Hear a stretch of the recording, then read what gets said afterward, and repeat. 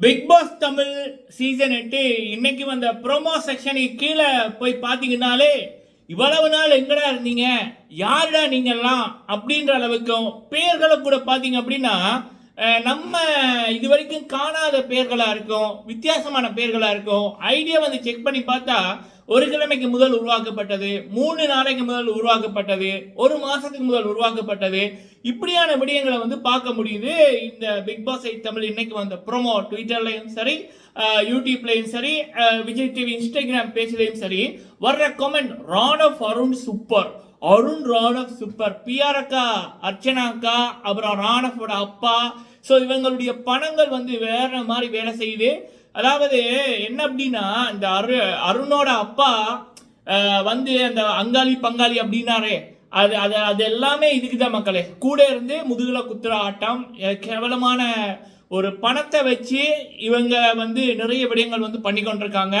இதுல வந்து அர்ச்சனா, பிஆர் அர்ச்சனா, அருணோட அப்பா, ராணவோட அப்பா, இவனுங்க எல்லாம் ஒன்னா சேர்ந்து இப்ப எப்படி வீட்டுக்குள்ள ஒன்னா வந்து சேர்ந்து செயற்படுறாங்களோ வெளியில ஒன்னா பேசி வச்சு வந்து இப்ப நடந்து கொண்டிருக்கு. சரிங்களா விடயம்.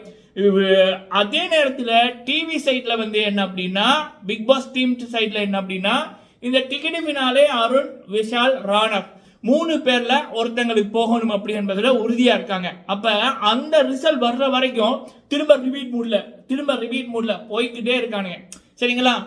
அடுத்தது இன்னொரு முக்கியமான விடயம், கொடுக்கப்படுகின்ற டாஸ்க், டிக்கெட் ஃபினாலே டாஸ்க் அப்படின்னு போட்டு இவனுக்கு என்ன சின்ன பிள்ளைத்தனம். அதாவது இப்ப இண்டிவிஜுவலா டாஸ்க் வச்சா கண்டிப்பா முத்து தான் வின் பண்ணுவாரு, இல்லைன்னா தீபக் வின் பண்ணுவாரு. ஸோ அப்போ அவங்களுக்கு தெரியும் இவங்க இந்த அருண், ராணவ், விஷாலோட ஐக்கியூ, அவங்க அந்த மூளை ஸ்ட்ரென்த், எப்படி பார்த்தாலும் இதுகள் வந்து இண்டிவிஜுவலா கேம் வந்து வின் பண்ணாது. அப்போ முத்து வின் பண்ணக்கூடாது, தீபக் வின் பண்ணக்கூடாது, இவனுங்க நினைக்கிற ஆட்கள் வின் பண்ணணும் அப்படின்னா எப்படியான டாஸ்க் கொடுக்கலாம்? அப்ப அவனுக்கு ஆடக்கூடாது, குரூப்பிசமா கேம் ஆடுற மாதிரி ஏதாவது ஒரு டாஸ்க். ஏன் அப்படின்னா இந்த வீட்டிலேயே அதிகமா உள்ளுக்குள்ள இருக்க போட்டியாளர்கள் வெறுக்கிற நபர் யார் அப்படின்னா முத்து. ஏன்னா முத்து மீது தான் அவ்வளவு வன்மம் எல்லாருக்கும். ஸோ அடுத்தது வந்து தீபக். ஸோ அப்ப இந்த 2 நபர்களையுமே வந்து ஓரங்கட்டணும். அப்ப இப்படி கொடுக்கப்படுகின்ற டாஸ்கை வந்து பாத்தீங்கன்னாலே கிளியரா தெரியுது எப்படிப்பட்ட டாஸ்க் கொடுக்குறாங்க.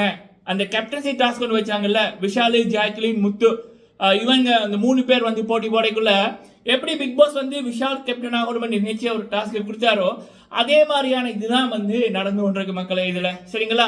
ஸோ அடுத்தது வந்து இப்ப சரி, வெளியில இப்படி ஒரு பிஆர் டீம் வந்து காசுக்கு பிஆர்களை வச்சு ஒரு கேம் ஒன்று ஆடிக்கொண்டிருக்கு, உள்ளுக்குள்ள வந்து ஒரு குரூப்பிசம் ஒன்று இருக்கு.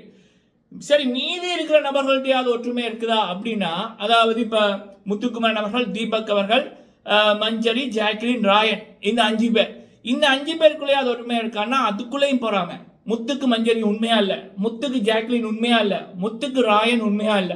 சரியா, எப்படா இவனுங்களை குத்தல, இவங்க முத்துவ குத்தலாம் அப்படின்னு இருக்காங்க. அப்ப என்ன மக்களே பண்றது? இப்படியான டாஸ்க் வச்சா கண்டிப்பா நேர்மையா இருக்கிற ஒருத்தரால வின் பண்ண முடியாது. சரியா, அது தெரிஞ்சுதான் பிக் பாஸ் வந்து இப்படியான விடயங்கள் வந்து பண்றாரு. ஸோ இதுதான் இப்போ டிக்கெட் ஃபினாலே நடக்குது.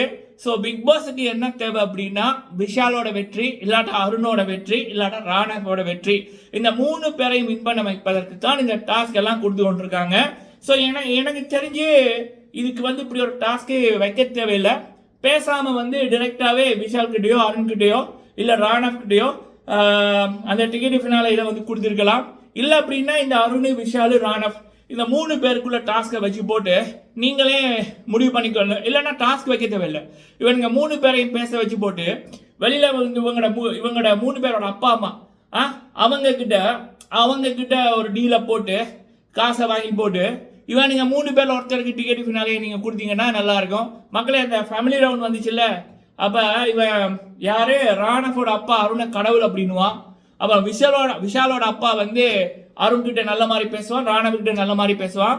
ஸோ இதெல்லாமே அந்த பணக்கார வர்க்கம் ஒன்னா சேர்ந்து குப்பை வேலை வந்து பண்ணுது, இது கிளியரா தெரியுது. அதுல நடுவில் வந்துட்டு போன அந்த பிஆர் அக்கா, அர்ச்சனாக்கா போன வாட்டியே தகுதி இல்லாத ஒரு நபர் தான் வின் பண்ணாங்க.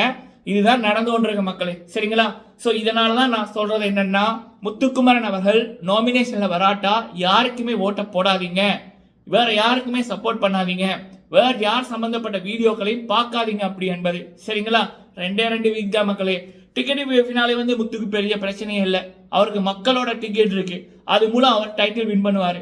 பட் நடுவில் நம்ம வந்து இந்த ஓட்டை பிரித்து போடுற அந்த வேலைகள் வேணாம், சரிங்களா?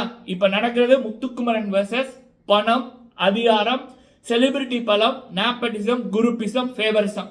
இது எல்லாத்தையும் உடைச்சறியக்கூடியது, முத்துக்கு துணையாக இருக்கக்கூடியது நம்ம மக்கள் சக்தி.